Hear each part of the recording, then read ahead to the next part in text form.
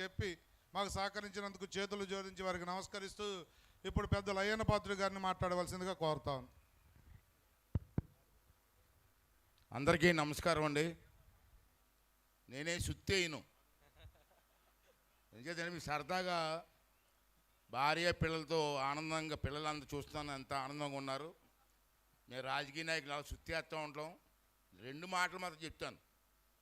ఈవేళ చంద్రబాబు నాయుడు గారి ఆలోచన ఏంటంటే, ప్రజలందరూ కూడా పని ఉండదు, ఖాళీ ఉండదు, అంతా బిజీ. రోజు లేచిన దగ్గర నుంచి పడుకునే వరకు బిజీ బిజీ బిజీ. ఆడవాళ్ళు మరీ బిజీ అయిపోయారు. మధ్యని బస్సులు ఫ్రీగా ఇచ్చారు కదా, ఆ బస్సులు ఎక్కి యాత్రలకు వెళ్ళిపోతున్నారు. ఆడు మరీ బిజీ అయిపోయారు. మగవాళ్ళు బస్సులు ఎక్కితే తని తోసేస్తున్నారు బయటికి. అందరూ బిజీయే, ఆడవాళ్ళు బిజీయే, మగవాళ్ళు బిజీయే, పిల్లలు బిజీయే, అందరూ బిజీ అయిపోయారు. అలా కాకుండా మనిషి అన్న తర్వాత భార్యాభర్తలు, కుటుంబం, పిల్లలందరూ కూడా ఆనందంగా కొన్ని రోజు క్షణాలను ఉండాలి. ఆనందంగా హ్యాపీగా ఉండాలి. రోజు టెన్షన్ అంటే దేనికి టెన్షన్ మనకు అర్థం అవ్వదు. ఆనందంగా ఉండాలంటే ఇటువంటి ఫెస్టివల్స్ నేను చూస్తూనే ఉన్నాను. పూర్వం మనకి సంక్రాంతి, భోగి, దసరా, దీపావళి, నాగల చవితి బ్రహ్మాండంగా చేసుకునే వాళ్ళని. ఈ మధ్యన చూస్తున్నాం మనం పండగలు మర్చిపోయాం. మనకు అందరికీ పండగ ఏదంటే 31st రాత్రి. తెలుగు పండగలు లేవు, మనకు మర్చిపోయాం. ఏట్రా పండగ అంటే 31st రాత్రి, తెల్లవారులు మందు కూడా అయితే అది పండగ మనకి. అలాగైపోయింది జీవితం, మన జీవితం. అంచేది మా చంద్రబాబు ఉద్దేశం, మా అందరి ఉద్దేశం ఏంటంటే, మన పండగల్ని, పూర్వీకుల నుంచి వస్తున్న పండగల్ని, మన పండగలను చేసుకుంటూ మన పిల్లలకి సాంప్రదాయాలు నేర్పవలసిన అవసరం ఉంది. అమ్మ, ఆడవాళ్ళకి మగవాళ్ళకి అందరూ మనం చేస్తున్నాం. ఆఖరికి ఒక మాట, ఇంట్లో పిల్లలతో తెలుగులోనే మాట్లాడండి. మమ్మీ డాడీ ఏంటిది నాకు అర్థం కాదు. ఏంటంటే ఇంట్లో కూడా మమ్మీ డాడీ అంటే మీరు ఏమనుకుంటారంటే మా అబ్బాయి ఇంగ్లీష్ మాట్లాడతాడో అనుకుంటున్నారు మీరు. ఇప్పుడు మళ్ళీ బ్రో హలో బ్రో అంటున్నాడు. ఏంటి బ్రో అంటే అర్థం చేసి మీకు ఎవరికన్నా? హలో బ్రో అంటున్నారు. ఇప్పుడు అది పోయి నమస్కారం లేదు. ఇప్పుడు హలో బ్రో. అలాగే అయిపోయింది మా బ్రతుకులు. కనీసం ఇంట్లోనే పిల్లలతో తెలుగులో మాట్లాడండి. తెలుగులో మాట్లాడితే బాగుంటుందని చెప్పి నా ఉద్దేశం. రెండోదమ్మా, పిల్లలు చదువుకున్న టైం ఎప్పుడు? రాత్రుల్లో. ఎందుకంటే 7 గంటల్లో 9 గంటల్లో చదువుకుంటారు పిల్లలు. అప్పుడు మీ ఆడవాళ్ళందరూ టీవీ సీరియల్ చూస్తున్నారు. మీ ఆడవాళ్ళు మగవాళ్ళు టీవీ సీరియల్ చూస్తున్నారు. పిల్లలు ఏం చదువుతారమ్మా?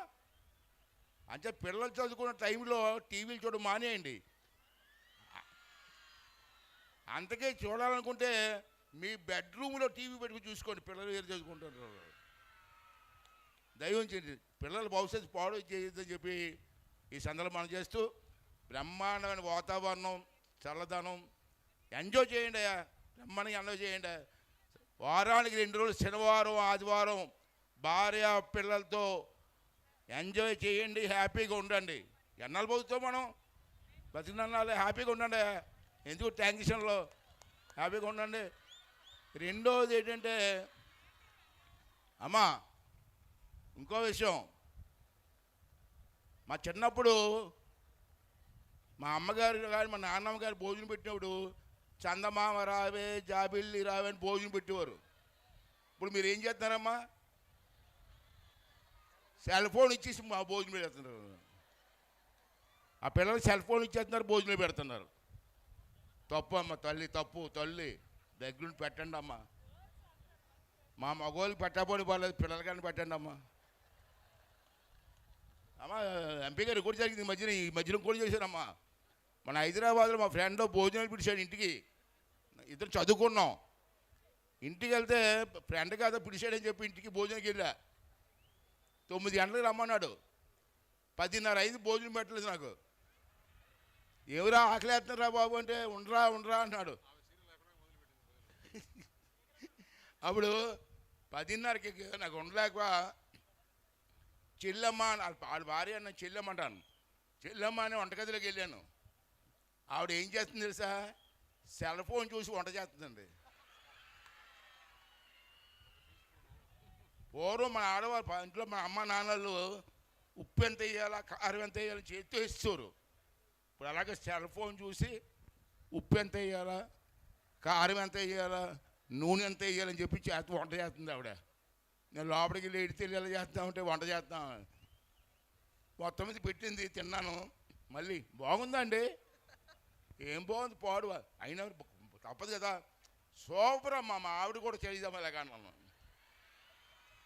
సూపర్గా చేస్తున్నాం మా ఆవిడ కూడా చేద్దామా అన్నాను. ఇప్పుడు ఏం చేయాలి కర్మ, అక్కడ ఏం అనలేం కదా. అంచేది అలాడిపోయి కమ్మా మనస్ఫూర్తిగా వంట చేసి భర్తలకు పెట్టండి అమ్మా, పిల్లలకి. మీ దగ్గర ఏం అనలేము, బాగోలేదంటే కోపం మీకు. అంటే బాగోపోలేదన్నా బాగుందండి బాగుందని చెప్పుకున్నాం. ఏం చేస్తున్నాం, మా పరిస్థితులకు వచ్చింది. అంటే దయించి మీరందరూ కూడా 2 రోజులు, ఈరోజు రేపు మంచి కల్చరల్ ప్రోగ్రామ్స్ ఉన్నాయి, బ్రహ్మాండంగా ఏర్పాటు చేశారు. నేను 2 రోజుల నుంచి చూస్తాను. నేను రమేష్ బాబు గారు లీడర్షిప్ అంటే రమేష్ గారిని చూసి నేర్చుకోవాలి మనం. నిజంగా ఒంటి చేతి మీద ఈ ఏర్పాట్లు అన్నీ చేశారు. దానికి మా కలెక్టర్ గారు మేడం గారు అనుకుంటూ వదలదు, పని జరిగే వరకు వదలదు ఆవిడ. ఆవిడ సహకారంతో రమేష్ బాబు గారి నాయకత్వంలో మరి అందరూ చంద్రబాబు నాయుడు గారి ఆశీర్వాదంతో ఇంత బ్రహ్మాండంగా కార్యక్రమాలు చేస్తున్నారు. నేను ఒకటే చెప్తాను సార్, ఈ కార్యక్రమం ఈ సంవత్సరమే కాదు, ప్రతి సంవత్సరం కూడా ఇక్కడ జరగాల. ప్రతి సంవత్సరం జరగాల్సిందే. దానికి అందరం కూడా బాధ్యత తీసుకుంటామని చెప్పి ఈ సందర్భంలో మనం చేస్తూ, ఇందా చెప్పారు రమేష్ గారు, ఇది బ్రహ్మాండంగా టూరిజం స్పాట్ అవుతుంది, నాకు నమ్మకం ఉంది. ఏం చేసిన ఇండస్ట్రీస్ ఉన్నాయి, ఫారినర్స్ వస్తున్నారు, వాళ్ళు రిలాక్స్ కావాలంటే ఇటువంటి మంచి ప్లేస్ ఉంది. దీన్ని టూరిజంగా డెవలప్ చేస్తే ఈ ప్రాంతం అభివృద్ధి చెందుతుంది. ఈ ప్రాంతంలో ఉన్నటువంటి అందరికీ కూడా ఉపాధి దొరుకుతుంది. కాబట్టి మనం అందరం కలిసి పనిచేద్దాం. ఎంపీ గారు ఉన్నారు, పెద్దలందరూ ఉన్నారు, అందరం కలిసి మన ప్రాంతాన్ని అభివృద్ధి చేసుకుందాం అని చెప్పి మనం చేస్తూ, మీరందరూ కూడా మేం చేసే మంచి కార్యక్రమాలకి మీ తాలూకు సహకారం అందించమని చెప్పి ప్రజలందరినీ కూడా కోరుకుంటూ సెలవు తీసుకుంటానండి. థ్యాంక్ యూ వెరీ మచ్ అండి. ధన్యవాదాలు సార్. ఇప్పుడు వచ్చిన అతిథులందరూ కూడా కొన్ని ప్రోగ్రాంలు చూస్తారు. ముందు సీట్లు ఖాళీ చేస్తే